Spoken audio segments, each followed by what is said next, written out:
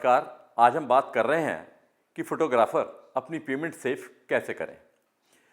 Photographer इतनी मेहनत से किसी पार्टी के लिए फोटोग्राफी या वीडियोग्राफी का काम करता है और उसके बाद यदि उसको पेमेंट कम मिले या ना मिले तो आप जानते ही हैं कि उसके दिल पर क्या गुजरती है। इस एपिसोड में हम बात करेंगे कि किस तरह से फोटोग्राफर अपनी पेमेंट को सेव कर सकता है और इस एपिसोड में हम आपकी मुलाकात एक लॉयर से भी करवा रहे हैं जो आपको एग्रीमेंट कैसे बनाएं उसके बारे में डिटेल से बताएंगे।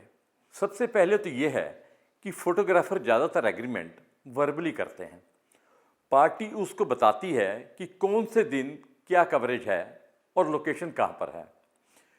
पेमेंट भी म्यूचुअली डिसाइड हो जाती है।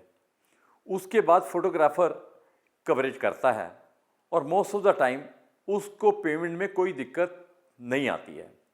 पूरी पेमेंट भी मिलती है और साथ में उसकी कवरेज को एप्रिशिएट भी किया जाता है, क्योंकि आजकल फोटोग्राफी एक हॉबी नहीं रहा बल्कि एक हाईली प्रोफेशनल जॉब हो चुका है। अब फोटोग्राफर हाईली एक्सपीरियंस और क्वालिफाइड भी हो चुके हैं। लेकिन जब बात आती है कवरेज की और पेमेंट की, तब कभी कभी पार्टी फोटोग्राफर के काम के इस टेम्पो को ख़त्म कर देती है, जिससे प्रोफेशनल फोटोग्राफर डिसहार्टन्ड हो जाता है। दूसरे, एग्रीमेंट वर्बली होने के कारण उसको किसी भी तरह की मदद भी नहीं मिलती है।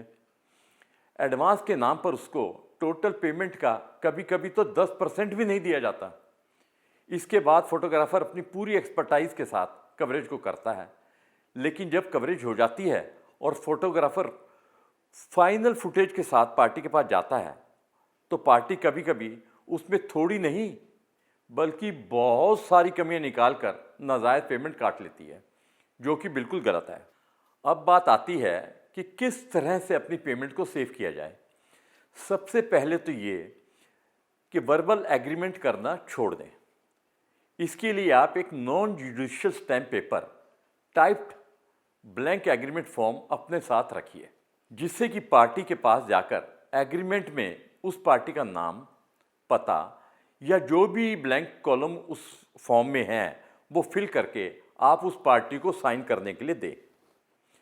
इस तरह से आप और पार्टी दोनों एक लीगल एग्रीमेंट में बाउंड हो जाएंगे।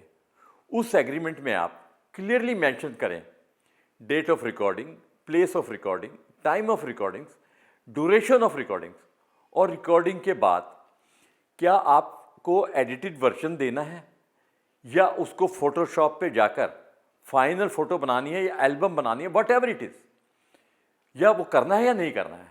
जो भी हो, इंपॉर्टेंट पॉइंट्स हैं आप उसमें मेंशन करें। और रिकॉर्डिंग के बाद क्या आपको एडिटेड वर्जन देना है या नहीं, और जो भी इंपॉर्टेंट पॉइंट्स हैं वो आप उसमें मेंशन पहले से ही कर दें। और एंड में लिखें if disputes arises then what is the jurisdiction. इससे आपकी पेमेंट सेफ हो जाएगी और आप ज़्यादा दिल लगाकर काम कर सकेंगे। जहाँ तक बात आती है कि जो एडवांस आपने लिया है उसके लिए एक पेपर पर रेवेन्यू स्टैंप लगाकर आप उसको दे सकते हैं, या बुक स्टॉल से प्रिंटेड रिसिप्ट बुक मिलती हैं, उसमें फिल करके रेवेन्यू स्टैंप लगा के उस पार्टी को दे सकते हैं। और पूरा काम होने के बाद पार्टी से चेक ले लें या कैश रिसिप्ट पर रेवेन्यू स्टैंप लगाकर उसको दे दें। इस तरह से आप टेंशन फ्री असाइनमेंट कर सकेंगे। निर्मल गुप्ता साहब ने अपने YouTube माध्यम से आपको जो भी बताया है वो बिल्कुल ठीक बताया है, और मुझे कहा गया है कि आपकी पेमेंट को सेफगार्ड करने के लिए कोई भी उसके अंदर प्रावधान हो, एग्रीमेंट हो, उसका आपको एक्सप्लेन किया जाए। आप एक सर्विस प्रोवाइडर हैं और आपका क्लाइंट जो है वो एक सर्विस रिसिपिएंट है। जब आप सर्विस प्रोवाइड करते हैं अपने क्लाइंट को, आपको अपना एक एग्रीमेंट करना चाहिए। वो एग्रीमेंट अगर आप दिल्ली राज्य में हैं तो वो 50 रुपये के नॉन जुडिशियल स्टैम्प पेपर के ऊपर होता है। अगर आप दिल्ली के अलावा किसी और राज्य में हैं तो आपको पता करना पड़ेगा अपने राज्य में कि उस एग्रीमेंट की कितनी वैल्यू होनी चाहिए। वो आप पता कर सकते हैं अपने रजिस्ट्रार ऑफिस से। उस बेस पर आपको एग्रीमेंट करना पड़ेगा, क्योंकि आपको अगर आपने एग्रीमेंट करा 50 रुपये के ऊपर तो आप कोर्ट ऑफ लॉ में जा सकते हैं अगर आपका कोई भी डिस्प्यूट होता है अपने क्लाइंट से पेमेंट को लेकर। अगर आपने वो एग्रीमेंट नहीं किया अपने क्लाइंट से तो आप कोर्ट ऑफ लॉ में नहीं जा सकेंगे अपनी रिकवरी करने के लिए।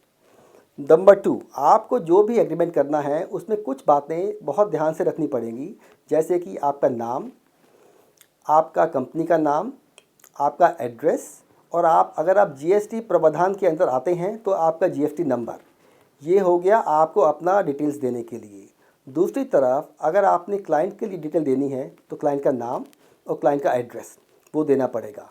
नंबर 3, आपको ये बताना पड़ेगा कि सबसे ज़रूरी जो इसके अंदर है वो है डेट एंड लोकेशन। इसका मतलब ये होता है कि आपने किस दिन सर्विस देनी है, कहाँ पर सर्विस देनी है और किस ड्यूरेशन के लिए सर्विस देनी है। क्योंकि आप जो भी पेमेंट लेंगे या उनसे सर्विस फीस लेंगे वो डिपेंड करती है कि आपने कितना वक्त आपने उनको दिया, कितना आपने उनके ऊपर समय दिया और कहाँ पर समय दिया। ऐसा भी हो सकता है कि आपने एग्रीमेंट में लिखा हो कि मैंने ए लोकेशन पर सर्विस शूट करनी है और क्लाइंट ने बोला बाद में कि बी सर्विस पे सर्विस शूट करनी है, तो हो सकता है कि आपको ए जगह पे शूट करने के लिए कुछ कॉस्ट डिफरेंट आती हो बनिस्बत कि आपने बी जगह सर्विस शूट करने के लिए। इसीलिए अपनी पेमेंट को सेव करने के लिए आप ये सारे पॉइंट नोट कर लीजिए और अपने एग्रीमेंट के अंदर डाल दीजिएगा।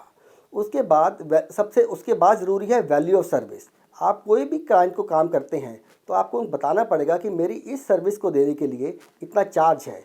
ये वाला क्लॉज भी आपको बहुत ज़रूरी है अपने एग्रीमेंट के अंदर डालने के लिए।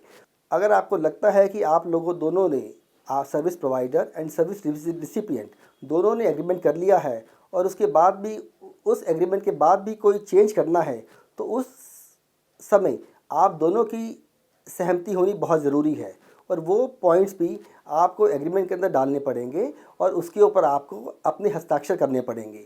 वो आप एग्रीमेंट के अलावा एक मेमोरेंडम ऑफ अंडरस्टैंडिंग या अडेंडम टू द एग्रीमेंट, उसे कहते हैं अडेंडम टू द एग्रीमेंट, वो डाल सकते हैं और उसके ऊपर भी साइन करने पड़ेंगे। और उसके बाद एग्रीमेंट बनने के बाद सबसे ज़रूरी है कि उस एग्रीमेंट को नोटराइज़ के पास जाकर नोटराइज़ कराया जाए। नोटराइज़ कराने के बाद उसकी वैल्यू कोर्ट की नज़रों में बढ़ जाती है। आपको लगता होगा कि ये जो मैं बता रहा हूँ ये आपके लिए बहुत मुश्किल है और लीगल लैंग्वेज में बोल रहा हूँ, पर ऐसा कुछ नहीं है। आप ये देखेंगे कि अगर आपने ये एग्रीमेंट किया तो आप सुख की नींद सोएंगे और रात को आराम से सोएंगे और आपकी पेमेंट पूरी सिक्योर रहेगी। आप उसमें अपना जो भी रिक्वायरमेंट्स है उसमें भरिए, ध्यान से पढ़िए उसको, और अगर आपको मुश्किल लगता है तो आपका कोई भी लीगल सलाहकार हो उसकी सलाह लीजिए आप और उसके बाद उसको साइन करवाइए और उसके बाद सुख की नींद सोइए।